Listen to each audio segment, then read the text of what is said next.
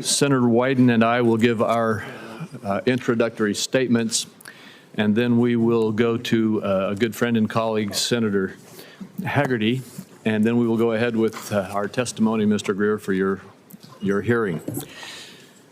Mr. Greer, I will welcome you and congratulate you on your nomination. By traditional timelines, this is one of the earliest dates the Finance Committee has held a nomination hearing for the USTR. Your cooperation and timely responses to questions from both sides of the aisle expedited the committee's very demanding process.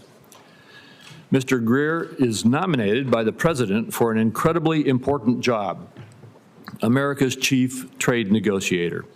By statute, and frankly in accordance with our Constitution, our negotiator must report to Congress, which means he reports to the Finance Committee.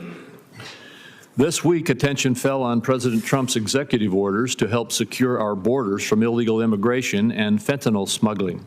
I strongly support securing our borders and fighting fentanyl trafficking. The executive orders rely on International Emergency Economic Powers Act, or IEPA, and concern drug policy and border security. The President, not the USTR, invokes IEPA. And the Department of Homeland Security, not the USTR, is responsible for securing our borders. Nonetheless, I am securing briefings on these orders, and in fact, Customs and Border Protection will brief the committee on this matter today. What the President has done that is different, though, is to bring tariffs into the discussion about border security. USTR is, as I said, America's chief trade negotiator.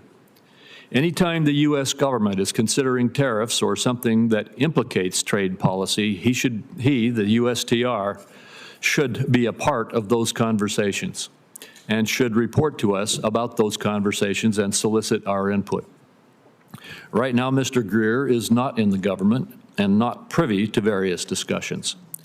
Confirming him will allow him to be a part of those conversations and to work with this committee, ensuring that Congress fulfills its constitutional responsibilities over international trade. When we look at whether Jamison Greer will be a good negotiator for America's trade interests and a partner to this committee, his experience and skill set indicate the answer is yes. He understands the USTR's policymaking since he served as its chief of staff. At USTR, he distinguished himself as an effective negotiator in his work on the U.S.-Mexico-Canada Agreement, or USMCA, which overwhelmingly passed Congress. As many of my Democrat colleagues know firsthand, he worked closely with them on their priorities for USMCA. As an accomplished international trade attorney, he is an expert on our trade agreements and trade laws, including the requirements to report to Congress promptly and thoroughly. We need an effective USTR now more than ever. Frankly, our last USTR did not negotiate any agreements, and we lost ground to foreign competitors. The Biden administration walked away even from its own limited initiatives, such as the Indo-Pacific Economic Framework.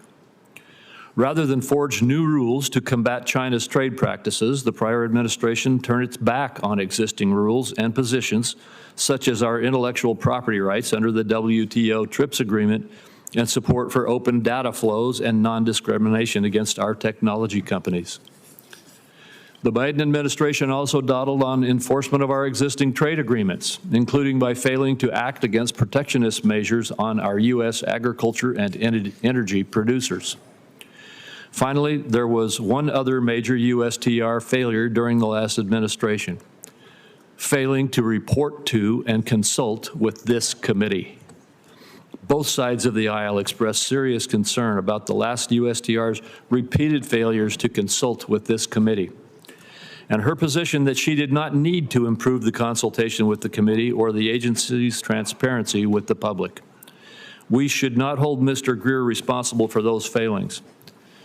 Mr.